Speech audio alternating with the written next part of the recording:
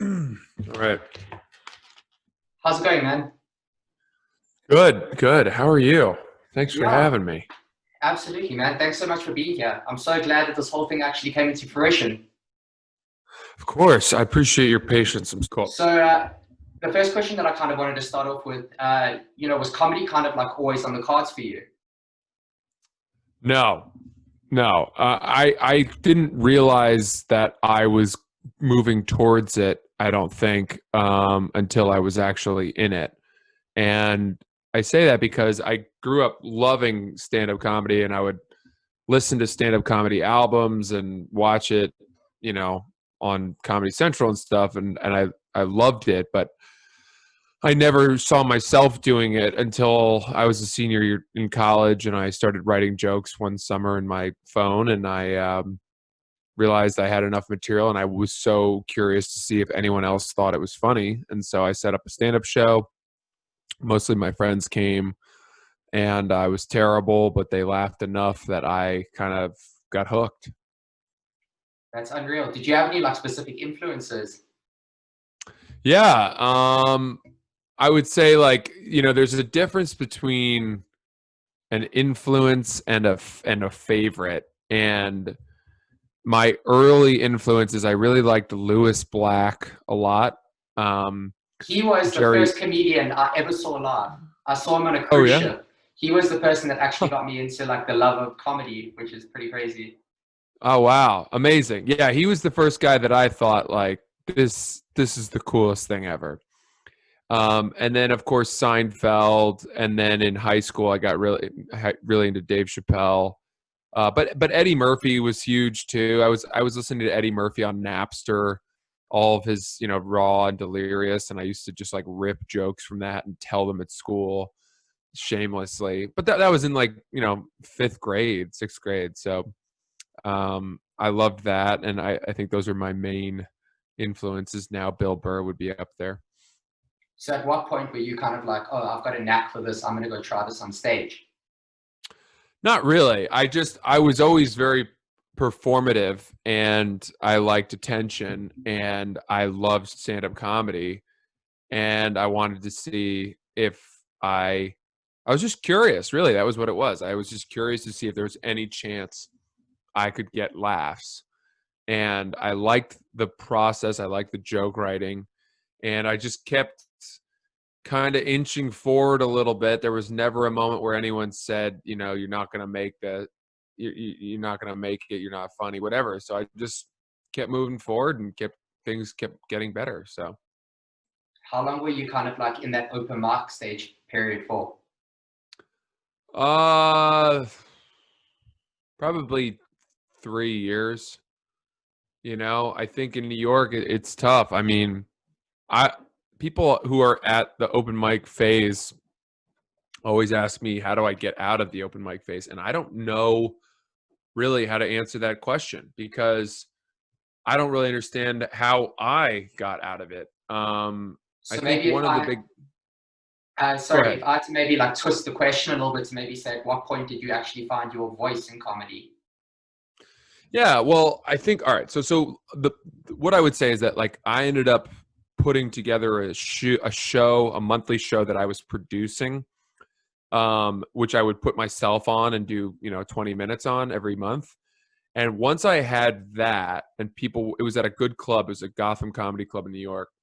Once I had that, I started getting spots and getting just networking a little bit. And that allowed me to get more stage time. And that's what helped me get better and find my voice. But I think I'm still kind of finding my voice. I don't really know exactly what it is, but I'm finding I'm finding what I can get away with, and what makes people laugh with me as opposed to at me. And that's like a great realization in stand up, is like when the crowd finds the things funny that you also find funny. Because for Absolutely. so many years I was just like telling them what I thought they wanted to hear, and I would get laughs, but they weren't like great laughs. And once you actually write a joke that you're like, I think this is funny, if I heard this I would laugh at it, and the audience laughs at it, that's when I think you kind of start to really make leaps and bounds. Absolutely. You know, the funny thing about the New York comedy scene, which is so amazing, is that you could go to like Eastville Comedy Club, or you could go to Gotham or the Comedy Cellar, and you know, Dave Chappelle could just walk in, or like Bill Burr, and it's just everything is just so unexpected. And we don't have that in South Africa. You know, it's the set lineup. You've got like three main comedy clubs, and that's who you're going to get that night. But it's not going to Right. go beyond that. You're not going to get some other big South African comedian that's going to come in. And that's like the beautiful thing about Gotham. Yeah, totally. Seinfeld drops into Gotham all the time.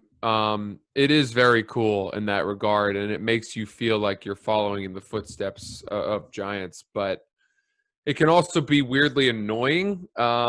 Once the thrill wears off, like I've been bumped off lineups a few times by some bigger comedians, and yeah, it's cool at first to say like I got bumped last night for Seinfeld, and then you're like, well, I was really looking forward to that set. Like, what the fuck, you know? So, Yeah. but no, you defer. You know, they've earned it for sure.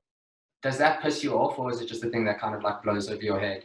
Yeah, I've gone to shows. I've had so many shows that got canceled that I showed up at that, you know, too few people in the audience or someone bumped me, whatever. You just get used to it. It's the way things are in New York.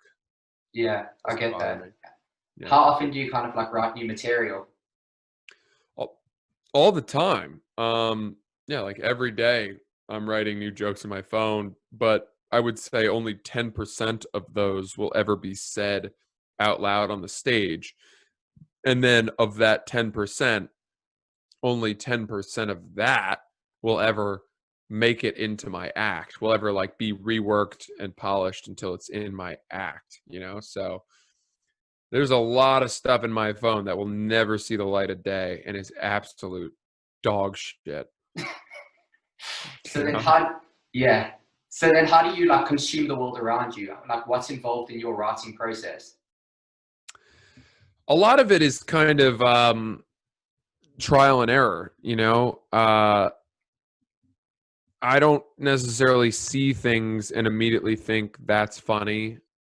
Sometimes something will happen to me where an experience where even as it's happening, I'm thinking, okay, this is going to turn into a joke. I already know. But that takes a lot of work. So there's a couple different avenues into a joke. But what's true for all of them is that your first telling of the joke will never be the best version of it. I'd have to tell a joke 30 or 40 times before I feel like it's, or you know, it's gotten enough practice and sort of legwork to actually be presentable. Absolutely. And is there anything that's kind of like off limits for you that like you won't like speak about? It's a great question, and I think it's a very important question right now. You know, you're in South Africa, which is the most racist country on earth. Was. Yeah, I mean, you know, That's yeah, fair. yeah, but no, but I'm not. I don't mean to give you guys shit, but you know, I think right now, basic. If you're gonna tell jokes about race, or you're gonna tell jokes about sexual assault, or you're gonna tell joke, whatever it may be, the bar just keeps being raised higher and higher in terms of how good that joke has to be in order for you to get away with it. Absolutely. And you'll only, I think what's going to happen is you're going to start to see uh, two very distinct groups of people be willing to tackle those very difficult, very upsetting, controversial, personal subjects, and it's going to be the best comedians like Dave Chappelle, Bill Burr. They'll always talk. You know, Chappelle's always going to talk about transsexuals and stuff like that. But the other group is going to be the worst comics, the shitty open micers who are kind of just going for shock value and don't know any better. And they think that just by making some hacky joke about based on a stereotype or whatever, that's comedy. And that's so brutal to watch. And now I think that the group in the middle is going to be much less likely to want to touch those areas. Absolutely. And I kind of also think, the way moving forward with regards to a lot of like these Zoom shows, that this might be like the future of comedy. It might be a lot more constraining for a lot of comedians because, people are constantly watching you like online, they could record you. Whereas if you go to the comedy cellar, you have to go put your phone and put it in a bag and kind of like lock it away. Totally. And I have not done any of these live stand-up shows. I just don't think for me, my act or what I do would lend itself very well to speaking into a sea of like faces on screens and not hearing any laughter. I mean, it just feels like every set would feel like a bomb. It's dog shit. So yeah, I've done it before. It's literally in a room, like just with a bunch of comedians, like a virtual room, and it's just like these delays and laughs. Then you'll start to hear some like ringing happening in the background. Like it's not the most viable option. yeah, it's not what I want. And so I've kind of passed on a few offers to do these Zoom shows, but I do think stand-up comedy itself, live stand-up, is going to come back. I think it'll inch back. People will come out of their shells a bit, and maybe clubs will open at 25% capacity. We've already got some clubs opening up, but right now it's kind of looking like there's about to be a pretty big second wave of this. So I don't know, man. But fortunately, you know what, dude, the thing is, this is why I'm glad I always attacked comedy from sort of a broad spectrum, right? If you think about the languages of comedy, it's like stand up, improv, sketch writing, TV writing, long form writing. There's so many different ways to be a good comedian, right? And as stand up has been taken away over the past few months, I've just sort of shifted over to focus more on writing and have kind of explored some of those avenues. And it's been cool to pivot. And I see a lot of my stand-up friends doing absolutely nothing right now.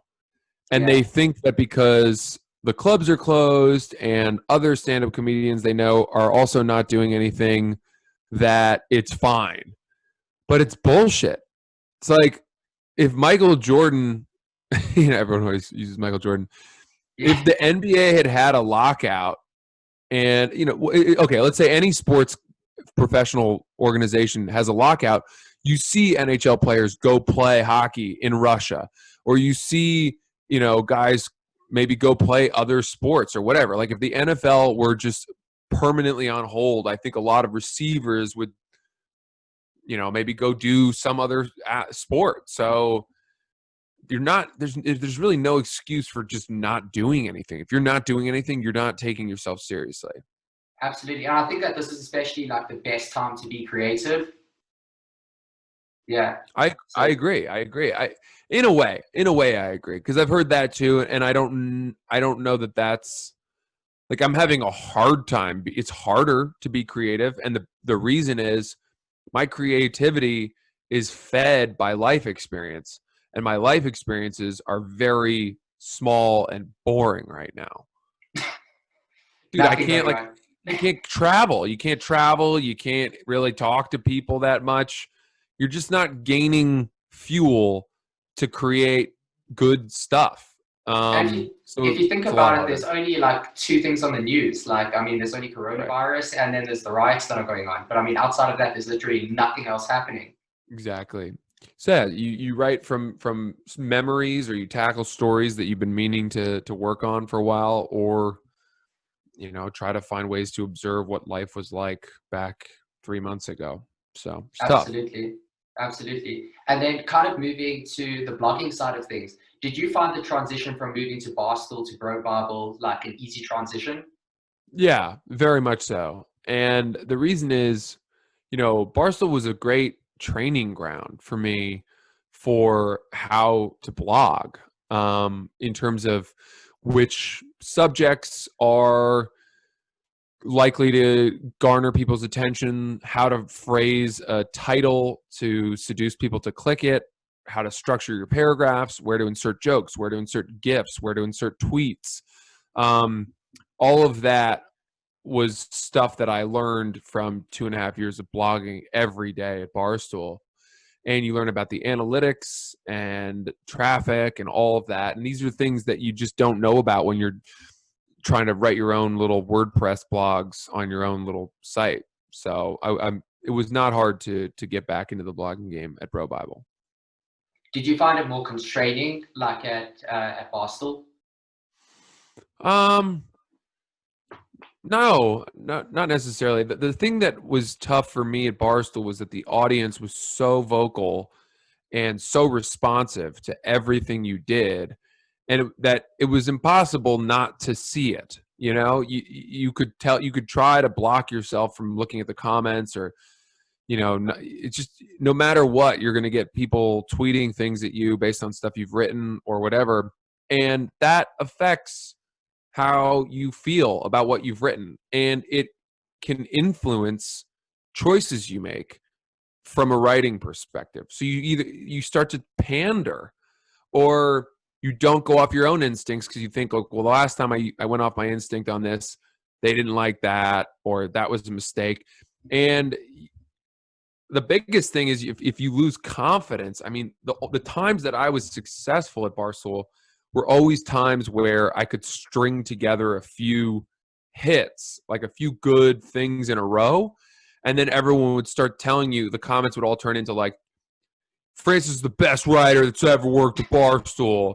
Or like, you get that stuff, and you start to think it and buy into it. And then you just start like hoisting threes, from downtown, just like not even looking at the rim. And then all of a sudden you end up writing something that they hate because you flew too close to the sun, and you get crashed back down to the ground. It's like a backlash. Yeah. It was such a roller coaster of being a fan favorite, being vilified by the fans, finding the middle. I mean, you never felt safe coming to work. And so that's exciting, but it's also very taxing on your psyche. Yeah, I totally get that. And I mean, I could see like the Barstool fans, just how like hectic they are. But like when it comes to your writing process of actual blogging and like doing comedy, is it like a different writing process, or do you find one kind of harder than the other? Yeah, I find stand-up really hard. Because imagine, in a blog, let's say that you write a 500-word blog and you've got 5 great jokes. That could be a great blog. You know what I mean? But you're still going to have 450 words of that blog that aren't that funny. If you were to go up on a stand-up stage and tell and talk 500 words and 450 of them weren't funny, you would be booed off stage. You have to be funny like every 10 words, every 15 seconds. And so it's so much more condensed. The expectation of humor is so much more condensed in stand-up, and so much more accurate and surgical that it's just a lot harder to boil it down to that. So in long form writing, I feel the luxury of stretching out a bit, setting up jokes with longer run-ins and stuff like that, and it's definitely easier for me. So you need that payoff like every 10 minutes. I mean, not every 10 minutes, like every minute or so, or whatever it is. Well, I wouldn't even say that I need it. I think stand-up comedians need it. I think that if you've been talking for over a minute on a stand-up stage and nobody has laughed, you're not doing your job very well. Now, there's some exceptions. Like if you're telling a really long story, or you have a huge, long, dry setup to some huge payoff, like, yeah, great. But for the most part, I mean, you want rolling laughter. You want one laugh leading into the next, Absolutely. I would have actually thought that blogging would be a little bit harder, because you actually have to make your jokes funny on the page. Where if you get somebody like Bernie Mac or Dave Chappelle, their comedy on paper isn't actually as funny. So that's what I would thought. Maybe not, but we've also never really seen Bernie Mac or Dave Chappelle write a blog, right? Yeah.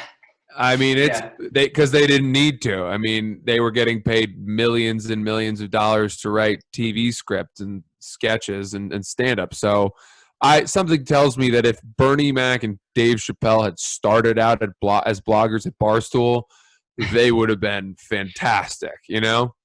Yeah, yeah. And you know, like one of the strangest things, I'm sure that you're so sick about telling the story of what happened at Barstool and everything. But one of the things that shocked me the most is that Barstool's an organization that's a very unapologetic type of organization. They're known for being like not so PC. Were you kind of shocked when the decision was made with regards to like sending you off?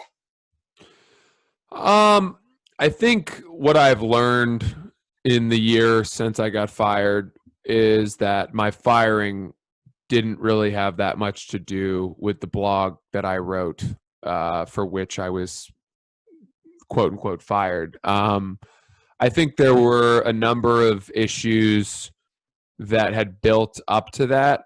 Mainly, I think that they felt that I wasn't that engaged anymore and that I was more interested in my own career and that I had kind of, I mean, I don't know how much you watch SNL right now, but like Pete Davidson this past year has had all these moments where it just feels like he's trying to break away. Um, It's and known. It's a known fact. yeah, He pretty exactly. much is. And yeah, he's been vocal about it. It's created controversy. And, you know, everyone kind of understands that because Pete Davidson is like shooting movies and is this massive star.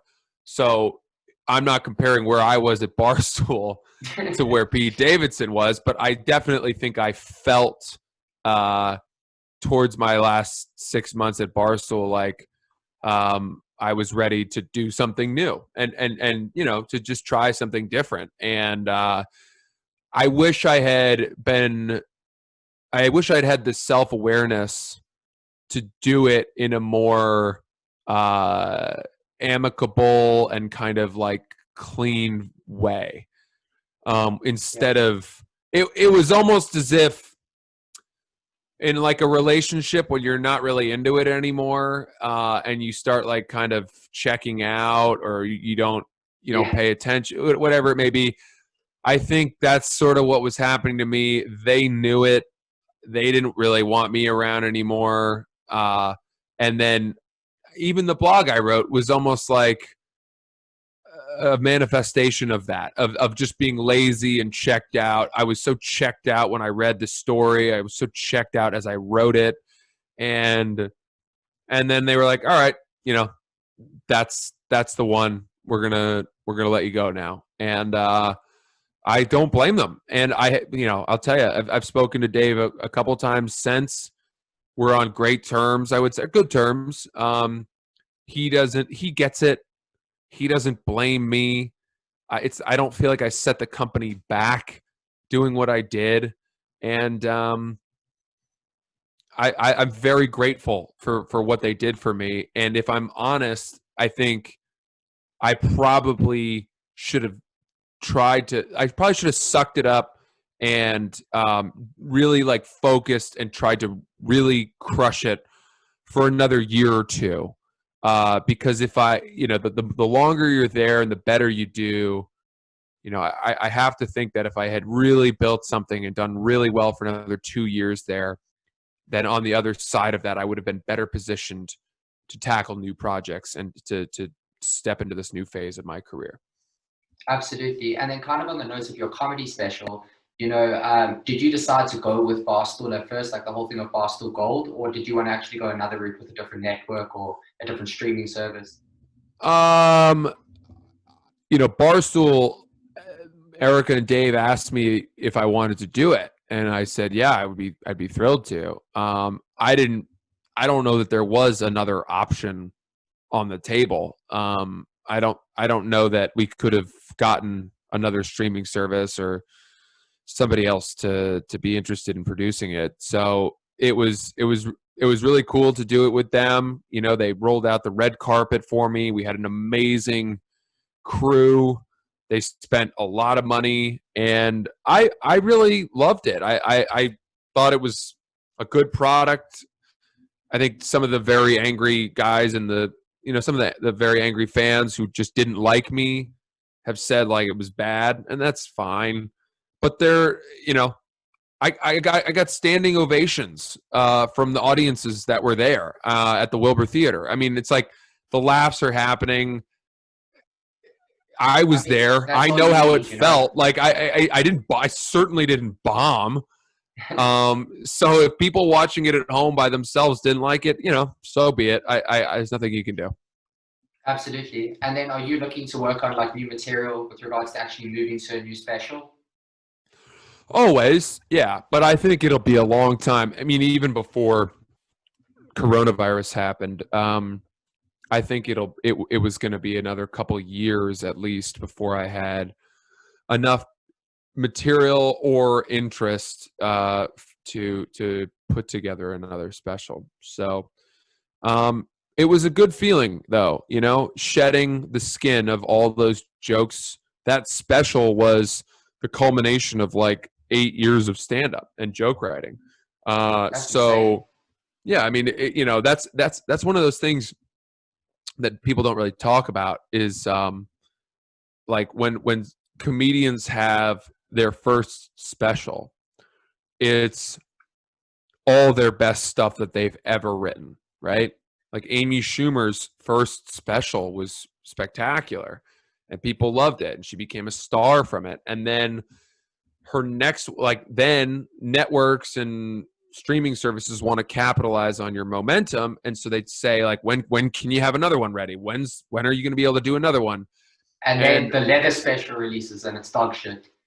Yeah, like comedians then rush out another special, and all of a sudden, instead of having 8 years to write the jokes, which they had, or 10 years to write the jokes that they did for the first one, they've got like a year to write the jokes and then a few months to run them, and then it's on TV, and then everyone's like, well, why wasn't this one as good as the first one? And it's like, well, because they didn't have that much time. And the problem is everyone points to Louis C.K.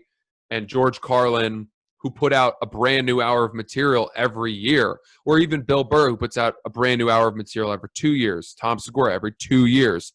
And it's like, well, they weren't doing that early on. That was when they were 20 years into this and they became masters of this craft, that they finally had the ability to turn over material that quickly, that well. So not everyone is up to that standard yet, Yeah. And like the crazy thing is like Trevor Noah, he actually writes like a different show for every single city that he goes to, and he actually like molds it for that city so that the humor will actually appeal to that city, which is insane. That's really cool. Is he, I mean, I know he's a mega star in South Africa. Is he, is he considered like the best stand-up comedian ever to come out of South Africa? Oh, absolutely. I think he's our only stand-up comedian that actually managed to make a real career for himself overseas. There's another guy by the name of Loyiso Gola, and he came up the same time as Trevor Noah. So actually, I highly recommend watching this documentary. It's called You Laugh, But It's True. And it kind of documents like Trevor Noah's like first couple of years of stand-up and leading up to his like first special in South Africa. But the crazy thing is we were really surprised that he got the Daily Show. I mean, we wouldn't have expected it. Yeah, no, I mean, I think it was a great choice. Obviously, tough shoes to fill. Jon Stewart was so worshipped in that role for so many years. But I think Trevor's done a tremendous job. And I think Trevor, unlike Jon, has done such a good job of going beyond the Daily Show. You know what I mean? Like, his work away from that, his stand-up specials, all of his appearances, his speaking, all of that, his book. I read his book, Born a Crime, I think it was called. Yeah, I'm speaking to the director of the movie like in a couple of weeks. Oh, cool. They made a movie based on that book? No, it's still coming out. I think maybe in a couple of years. Oh, cool. Yeah. So, I mean, whereas Jon Stewart was like synonymous with The Daily Show, Trevor Noah has The Daily Show. He's the host of The Daily Show, but he's also so many other things. He's a voice for civil rights and has such an interesting life perspective. His mom got shot. I mean, all these crazy things. So I'm a huge fan of Trevor Noah. I think he's brilliant, and I wish him so much success.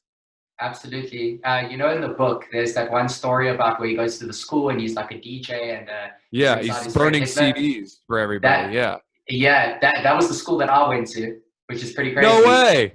Oh Yeah, wow. yeah, Cool. yeah, yeah. That's We never. amazing. Yeah, it's crazy. It's pretty crazy. Do they have So pictures of him in the halls and stuff? no, no, they don't. So I didn't go to the same school as Trevor Noah, but like the school that he was DJing at, where he brought out his friend Oh. Hitler. Yeah, so I went to Yeah. that school. Yeah, that's the school I went to. Cool. I see. Yeah, all Jewish school. So Okay. yeah, Yeah. Nice. yeah, the Great. bubble. Yep. There you go. Yeah. And then I just wanted to ask you, just kind of like closing this off now, what's your whole take on this Call Her Daddy saga? Oh, goodness me. Yeah. It's amazing that over in South Africa that you guys are that it it reached over there, but I guess the internet just makes everything so close to home. Yeah. Dude, it's a very cautionary tale, I think, for young creators. I think that what we saw was that Sophia had a very inflated sense of how successful she could be on her own, and thought that the brand that she was the brand, and she and Alex were the brand, and that Barstool would not be able to, even if they left and started their own new podcast, that they would just be just as successful. And I think a lot of that was her boyfriend feeding that into her ear. And the thing about podcasting is it's not hard to get a sense of like your numbers and how much revenue your podcast is making, even if you're with a place like Barstool, right, where they don't really tell you, they pay you a salary. So it's very easy to figure that out. That data is out there. And when you start to see like that the podcast that you do is bringing in tens of millions of dollars a year in ad revenue or whatever the hell it was, you think like, well, my God, we're getting paid such a small fraction of that. We're getting screwed. And it's very hard to quantify the value of Barstool's promotion, of being on their platform. Like, how much do you attribute the success of Call Her Daddy to those two girls, and how much do you attribute it to Barstool? And Barstool basically said, well, it doesn't even matter because we own it either way. That's what happened when we signed you, when we picked you out of obscurity. And the bottom line is, when they got offered $500,000 plus the IP in a year's time, at that point, you just have to say, I think I'm going to get paid $500,000 to just talk to my friend once a week. Amazing. And after that, we'll figure it out. But, you can't help but compare it to like Scottie Pippen or some of these athletes who just have been grossly underpaid. But the truth is that you people in the content space, in the creative space, podcasting, whatever it is, a lot of the time they get underpaid for years and years and years until you finally have your ducks in a row, and then you sign your big windfall deal. I mean, Big Cat, Kevin Clancy, K Marco at Barstool, those guys made nothing for years and years at Barstool. And I don't know what they were making in salaries like once Chernin bought them out. It was probably solid. It was probably like a couple $100,000 a year. But the big windfall comes as they are equity holders when Barstool is sold to Penn Gaming and they cash out for multiple millions of dollars. And those guys knew that. You know what I mean? They knew that. They knew that that's what they were waiting for. Sure, I'm sure Kevin and Big Cat had been offered big salary raises to be brought away to go work at other places, but they held on knowing that they were sitting on a lottery ticket. And that belief and that trust and that loyalty pays off and would have paid off for the Call Her Daddy girl, not Alex, because she's now back with Barstool, had she just been a little bit more patient. So I don't know. Part of me feels bad for her, but at the same time, you know, Just yeah, I totally you got get to be that. a little smarter about it, I think. Absolutely. And on that note, thank you so much for being here. I really appreciate Josh, it. my man, it was great. It was so fun. I really appreciate you. I Yeah, had no I idea really you were in enjoyed South this. Africa. Yeah, it's such a great time talking to you. Thank you. Yeah, thank you so much, man. I really appreciate it. I really love your stand up. So it was really Thanks, great for this bud. coming to fruition. Stay in touch and good luck to you, my friend.